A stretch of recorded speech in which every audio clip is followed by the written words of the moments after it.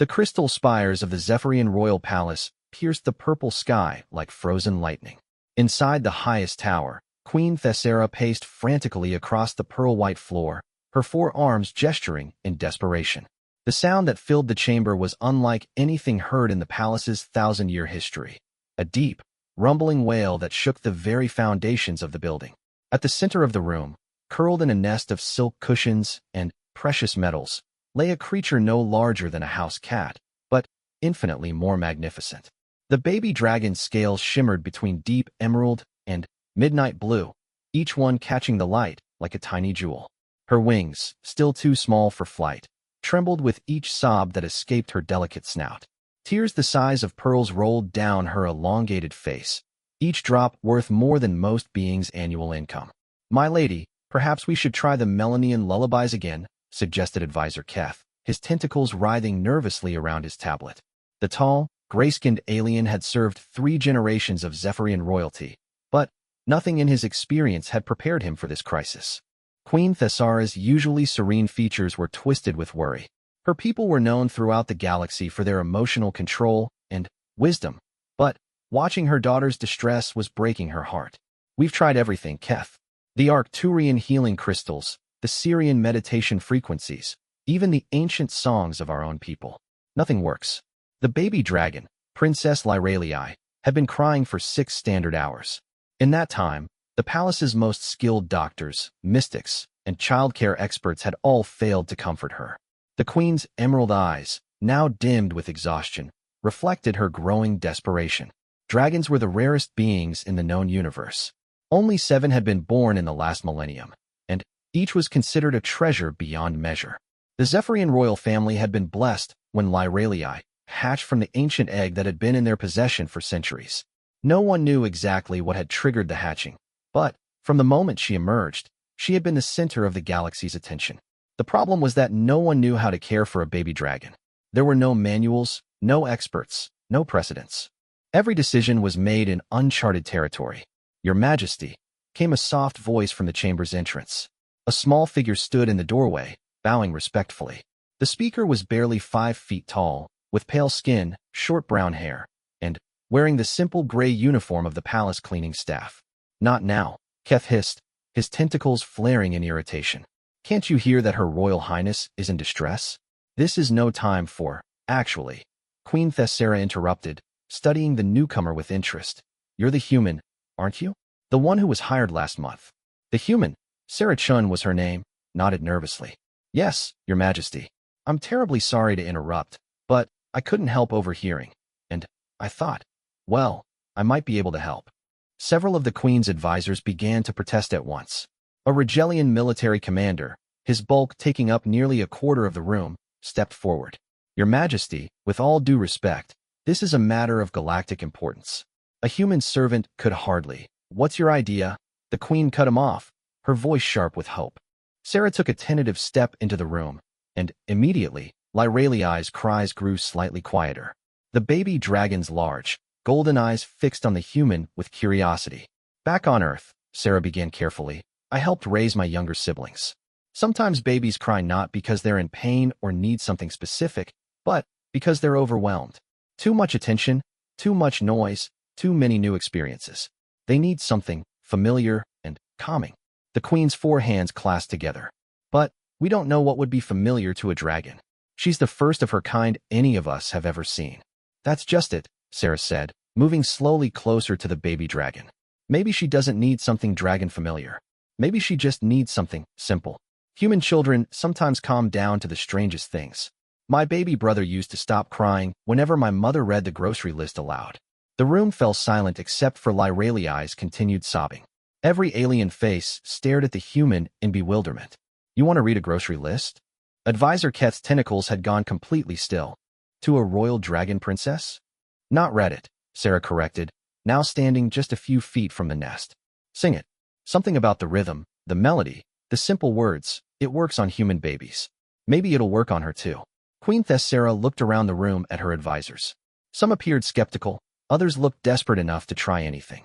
The Rigelian commander was shaking his massive head in disbelief. "What harm could it do?" the Queen finally asked. "We've tried everything else." Sarah approached the nest slowly, her movements careful and non-threatening. Lyralii watched her with those enormous golden eyes, her cries reducing to soft whimpers. The baby dragon was even more beautiful up close, each scale perfectly formed, her tiny claws gripping the silk cushions. "Hello, sweetheart," Sarah whispered, her voice gentle. "You're very tired, aren't you? All this crying must be exhausting." To everyone's amazement, Lyralii's whimpering grew even quieter. Sarah settled herself cross-legged beside the nest, close enough to touch but respecting the dragon's space. She cleared her throat softly and began to sing in a low, melodious voice. "Milk and eggs and butter too, bread and cheese for me and you, apples red and oranges bright, vegetables for every night." The effect was immediate and startling. Lyralii's cry stopped entirely. Her golden eyes widened, focusing intently on Sarah's face as if trying to understand this strange new sound. Rice and pasta, chicken meat, cookies for a special treat, soap and paper, something new, all these things for me and you. The baby dragon's breathing began to slow, her tiny chest rising and falling more steadily. Around the room, the assembled aliens watched in stunned silence as months of their most advanced techniques were surpassed by a simple human song. Bananas yellow, grapes so green, prettiest fruit you've ever seen, salt and pepper, herbs so fine, everything will turn out fine. Lyralii's eyelids began to droop. Her small head, which had been raised in distress, slowly lowered to rest on the silk cushions. The pearl-sized tears stopped flowing, leaving only damp tracks on her jeweled scales. Sarah continued her gentle melody, improvising verses about ordinary items from her home planet. The words meant nothing to the dragon, but something about the human voice, the simple rhythm, the caring tone, seemed to reach through whatever barrier had kept Lyralii upset for so many hours. Within minutes, the baby dragon was fast asleep, her breathing deep and peaceful. The first truly quiet moment in the palace tower since early that morning settled over the room like a blessing.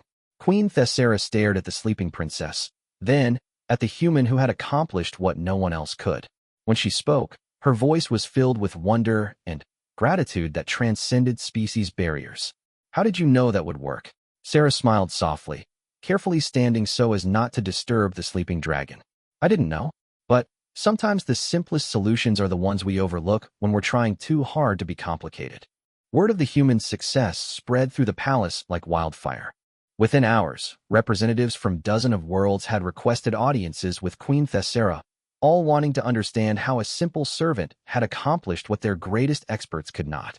Sarah found herself in an impossible position. One day she had been quietly cleaning the palace corridors, invisible to most of the alien nobility. Now she was summoned to the royal chambers, where beings who controlled entire star systems hung on her every word. "Explain to me again how this shopping list song works," demanded Ambassador Vex, a crystalline being whose body reflected light in sharp, cutting angles. His voice sounded like breaking glass, and Sarah had to resist the urge to step backward. "My people have studied child psychology for millennia. We have documented behavioral patterns across 47 species. Your method contradicts everything we know about infant care." Sarah clutched her cleaning supplies nervously.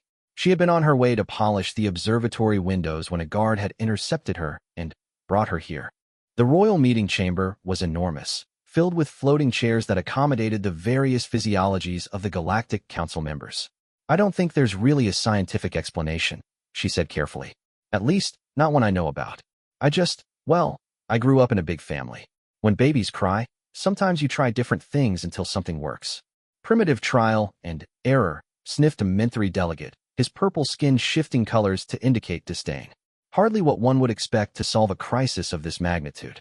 Queen Thessera, who had been quietly observing the interrogation, finally spoke. "And yet it worked when all our sophisticated approaches failed. Sarah, I need to ask something of you. Princess Lyralii has slept peacefully for 2 days since you sang to her. But this morning, she woke up crying again. Would you?" "Of course, Your Majesty," Sarah said immediately, setting down her cleaning supplies. The relief on the queen's face was unmistakable. They made their way to the royal nursery, which had been specially designed for Lyralii. The walls were embedded with climate control crystals that maintained the perfect temperature and humidity. Floating mobiles made of rare metals and gems circled slowly overhead. Every surface was covered with the finest materials the galaxy could offer. In the center of it all, Princess Lyralii lay in her nest, her small body racked with sobs. The sound was heartbreaking, not the angry crying of a healthy baby, but the desperate wails of someone who couldn't understand why nothing felt right. Sarah approached the nest as she had before, moving slowly and speaking in soft tones. But this time, something was different. Lyralii looked at her and cried harder, as if recognizing her but unable to communicate what she needed. "What's wrong, little one?" Sarah murmured, settling beside the nest. She began to sing again, the same gentle melody about everyday items. But while Lyralii's cries quieted slightly, she didn't fall asleep as she had before. Instead, she watched Sarah intently, her golden eyes bright with what looked almost like frustration. "She's trying to tell us something," Sarah realized suddenly. "Look at how she's watching me. She's not just upset, she's trying to communicate." Queen Thessera leaned forward. "Dragons are incredibly intelligent, even as infants. Our ancient texts suggest they have complex emotional needs beyond physical comfort." Sarah studied the baby dragon's behavior more carefully. Lyralii would cry, then stop to watch Sarah's reaction, then cry again in a different pattern. Her tiny claws scratched at the silk cushions, and her head turned toward the window that looked out over the palace gardens. "I think she's lonely," Sarah said suddenly. "She's the only one of her kind. Everyone who comes to see her treats her like a precious object to be protected and studied. But she's just a baby who needs companionship. We've assigned 12 caregivers to attend her every need," Advisor Keth protested. "But they're all afraid of her," Sarah pointed out. "They bow and keep their distance and speak in hushed, reverent tones. To them, she's Princess Lyralii, the sacred dragon. She doesn't need worship. She needs someone to play with her." As if to confirm Sarah's theory, Lyralii made a sound that wasn't quite a cry, more like a questioning chirp. She looked directly at Sarah and made the sound again. Sarah smiled and chirped back, mimicking the sound as closely as she could. Lyralii's eyes widened with delight, and she made a completely different sound, a soft, musical trill. For the next hour, Sarah sat beside the nest, engaging in what could only be described as conversation with the baby dragon. They made sounds back and forth, played simple games where Sarah would hide behind her hands, and then reappear, and Sarah even showed Lyralii how to stack small objects into towers. The assembled alien dignitaries watched in fascination as the tiny dragon displayed intelligence far beyond what any of them had expected. She learned Sarah's games quickly and even invented variations of her own. When Sarah clapped her hands in a rhythm, Lyralii tried to copy it with her small wings. "Remarkable," breathed Dr. Zen, the palace's chief scientist. "She's demonstrating problem-solving skills, pattern recognition, and social interaction at levels we didn't think were possible for an infant of any species." But what impressed the observers even more was Sarah's natural ability to understand what Lyralii needed. When the dragon became overstimulated from too much play, Sarah knew exactly when to switch to quieter activities. When Lyralii grew hungry, Sarah was the first to recognize her feeding cues. When the baby dragon wanted to explore beyond her nest, Sarah found safe ways to let her satisfy her curiosity. "It's like she speaks dragon," Queen Thessera murmured to her advisor. "More than that," Keth replied, his tentacles curling thoughtfully. "It's like the dragon speaks human." Over the following days, an unprecedented routine developed in the palace. Each morning, Sarah would finish her regular cleaning duties, then spend several hours with Princess Lyralii. The baby dragon began to thrive in ways that amazed everyone who observed them. Lyralii grew stronger and more active. Her scales became even more brilliant, and she began attempting to use her wings, though she was still too young for actual flight. Most remarkably, she started making new sounds, complex vocalizations that seemed to be attempts at mimicking human speech. Sarah found herself learning as much from Lyralii as she was teaching. The dragon's intelligence was extraordinary, but it was her emotional complexity that truly amazed the human caregiver. Lyralii could be playful and mischievous one moment, then suddenly serious and contemplative the next. She showed clear preferences for certain people, activities, and even times of day. "I think she's trying to tell me about her dreams," Sarah told Queen Thessera one afternoon. They were in the garden, where Sarah had convinced the royal security to allow Lyralii some outdoor time. The baby dragon was exploring a patch of flowers, her movements careful and curious. "Dragon's dream?" the queen asked. She makes these sounds in her sleep, not crying, but like she's having conversations with someone. And when she wakes up, she tries to repeat those sounds to me, like she's trying to share what she experienced. Queen Thessera watched her daughter investigate a particularly bright flower, chirping with delight when it released a pleasant fragrance.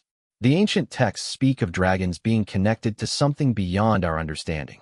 Perhaps her dreams are memories, genetic memories of her ancestors.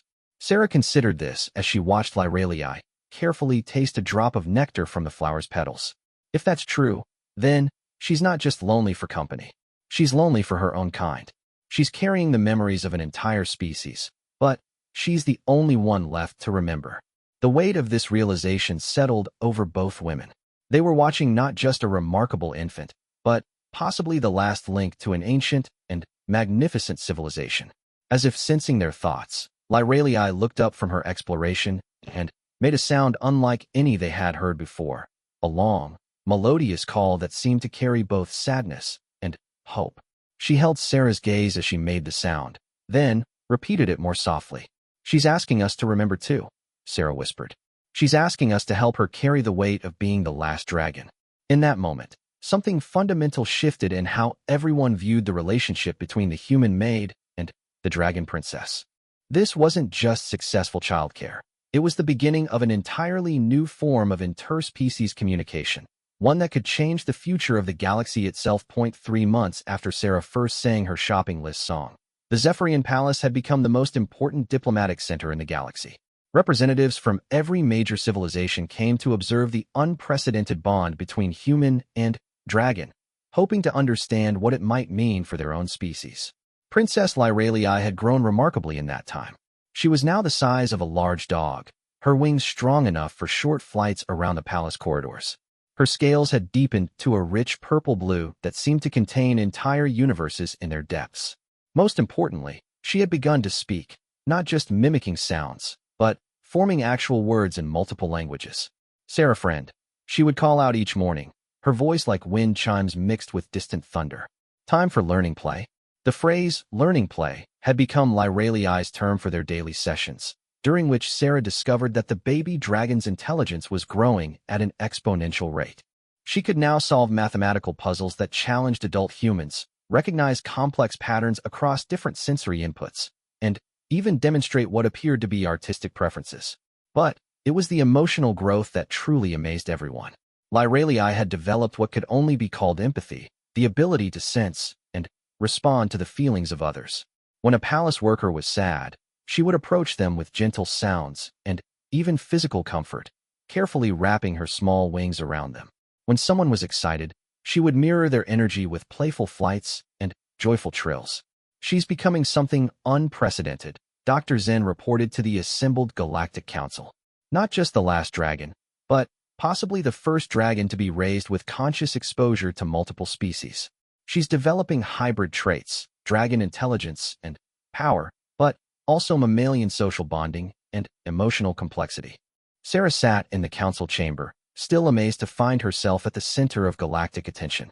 Lyralii perched beside her chair, no longer needing the protective nest, but preferring to stay close to her human companion. "The question before us," announced High Chancellor Vorth, a being whose species had been exploring the galaxy for millions of years, "is whether this development represents an opportunity or a threat. Dragons were powerful beyond our comprehension. If this one develops new abilities through interspecies bonding, are you suggesting we should limit Lyralii's growth?" Sarah interrupted, her voice sharp with protective anger.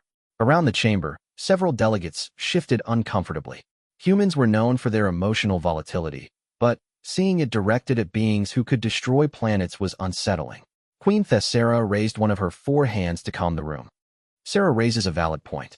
We invited the galaxy to observe this remarkable development, but we never intended to treat my daughter as a threat to be contained." "With respect, Your Majesty," replied Ambassador Klex, a military representative from the Andromedan Coalition, "we must consider the implications. This dragon is already demonstrating abilities we've never seen. Yesterday, she somehow sensed a mechanical failure in the palace's power grid before any of our instruments detected it. Last week, she appeared to predict weather patterns with accuracy that rivals our most advanced computer models." Lyralii, who had been quietly listening to the debate, suddenly spoke in perfect galactic standard, her young voice carrying clearly across the chamber. Fear makes you speak of cages. But cages make growth small. A stunned silence fell over the assembly. Lyralii had never before spoken in such complete sentences, and certainly never made abstract observations about the emotional states of others. You fear what I might become, she continued, looking directly at Ambassador Klex. But I only become what love teaches me. Sarah Friend teaches love. Mother Queen teaches love. You teach fear. I choose love learning, not fear learning. Sarah felt tears gathering in her eyes. In just a few sentences, Lyralii had demonstrated not only advanced language skills, but sophisticated philosophical thinking about choice, development, and the nature of emotional influence. Dr. Zen was frantically taking notes on his tablet. Remarkable. She's displaying abstract reasoning, moral judgment, and autonomous decision-making. These are capabilities that some species never develop, even as adults. More than that, observed a Centauri psychologist, she's demonstrating what we might call wisdom. The ability to see beyond immediate circumstances to understand deeper truths about relationships and consequences. High Chancellor Vorth leaned forward in his floating chair. Princess Lyralii, you speak of choosing love learning over fear learning. What does that mean to you? Lyralii considered the question carefully, her golden eyes reflecting deep thought. When she answered, her words carried weight that seemed impossible from such a young being. Fear learning says, what might hurt me? How do I protect myself? How do I control others? Love learning says, what can I give? How do I help others grow? How do we become more together than apart? She paused, then added with surprising gentleness, you fear I will become powerful and dangerous. But power shared in love becomes strength for everyone. Power hoarded in fear becomes prison for everyone. The chamber erupted in whispered conversations across dozens of languages and communication methods. What they were witnessing was unprecedented in galactic history, not just a highly intelligent being, but one whose moral development appeared to be advancing as rapidly as her intellectual growth. Sarah reached over and gently stroked Lyralii's scales. Where did you learn to think about these things? From watching you, Lyralii replied simply. You could have stayed afraid of me. I am dragon. You are human. We are very different. But you chose to see past difference to find connection. You taught me that difference is not dangerous. Difference is gift for learning. Queen Thessera spoke into the quiet that followed. My daughter raises a point that perhaps we've been overlooking. We've been so focused on what she might become that we've failed to appreciate what she is teaching us right now. And what is that, Your Majesty? Asked Chancellor Vorth. That intelligence without compassion is merely cleverness. That power without love is merely domination. That the greatest advances come not from any single species working alone, but from different kinds of beings choosing to grow together. Over the following days, the Galactic Council made a decision that would reshape interspecies relations for centuries to come. Instead of limiting Lyralii's development, they would support it. But, more than that, they would create the first interspecies development center, where young beings from different worlds could be raised together, learning from each other's strengths and perspectives. Sarah found herself appointed as the center's first director, with Lyralii as both student and teacher. The Dragon Princess, now strong enough to fly between buildings, became an ambassador for the new philosophy of cooperative development. Today we learned that Regelian children can share their magnetic sensing abilities with others through touch, Lyralii reported to her mother one evening. They were in the garden, watching the sunset paint the sky in shades of gold and purple. And the Centauri younglings taught me how their emotional harmonics can help heal sadness. Tomorrow, I will teach them the shopping list song. Queen Thessera smiled as she watched her daughter demonstrate a complex aerial maneuver she had learned from a visiting Arcturian child. The shopping list song has become quite famous across the galaxy. Sarah Friend says simple things often contain great wisdom, Lyralii replied, landing gracefully beside her mother. The song taught me that caring sounds beautiful in any language. That ordinary words become special when they come from love. That sometimes the best way to calm someone's fears is to remind them of simple, safe things. And what have you taught Sarah in return? Lyralii considered this, her head tilted thoughtfully. That humans are not small or weak, as other species sometimes think. Sarah Friend has no claws or wings or special powers. But she has the strongest gift of all. She can see past fear to find connection. That is why she could calm me when no one else could. not because she sang the right song, but because she offered friendship instead of worship. As if summoned by their conversation, Sarah approached across the garden. She carried a tablet filled with the day's reports from the development center, but her face showed the contentment of someone whose work brought deep satisfaction. "How did today's sessions go?" Queen Thessera asked. "Beyond our wildest expectations," Sarah replied, settling beside them on the soft grass. "We're seeing developments we never imagined possible. Children from different species are learning to combine their abilities in ways that create entirely new forms of problem-solving and creativity. And they are learning the most important lesson of all," Lyralii added, nuzzling against Sarah's shoulder, "that the universe is more beautiful when we share it together." Looking back, historians would mark this moment as the beginning of the Great Awakening, the period when galactic civilization moved beyond mere coexistence to true cooperation. It began with a crying baby dragon and a human-made simple song about groceries. But it grew into something that transformed the understanding of intelligence, power, and the boundless potential that emerges when beings choose love over fear. The shopping list song was still sung throughout the galaxy centuries later, though few remembered its humble origins. It had become a symbol of the profound truth that Lyralii and Sarah discovered together, that the greatest victories come not from defeating others, but from finding ways to grow together, one simple act of caring at a time.